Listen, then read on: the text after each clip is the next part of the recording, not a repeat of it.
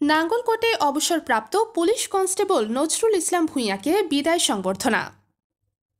কুমিল্লার নাঙ্গলকোট থানায় কর্মরত অবসরপ্রাপ্ত পুলিশ কনস্টেবল মোহাম্মদ নজরুল ইসলাম ভূঁইয়াকে বিদায় সংবর্ধনা দেওয়া হয়েছে। শুক্রবার দুপুরে থানা সার্ভিস ডেলিভারি ও কমিউনিটি পুলিশিং সেন্টারে এ সংবর্ধনার আয়োজন করেন নাঙ্গলকোট থানার officer in charge OC A K. Fazlul Haque. অনুষ্ঠানে থানার সকল পুলিশ কর্মকর্তা ও কর্মচারীবৃন্দ উপস্থিত ছিলেন। তারা নজরুল ইসলাম ভূঁইয়ার দীর্ঘ পুলিশি জীবনের অবদান স্মরণ করে কৃতজ্ঞতা প্রকাশ করেন এবং তার সুস্থ ও শান্তিপূর্ণ অবসর জীবন কামনা করেন।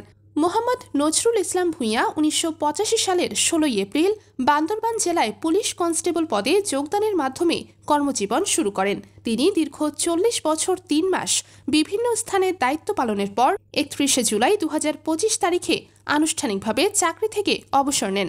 তিনি কুমিল্লা জেলার বাসিন্দা। নির্বাচনী গান ও প্রচারণা রেকর্ডিং এর বিশ্বস্ত প্রতিষ্ঠান 01728490771।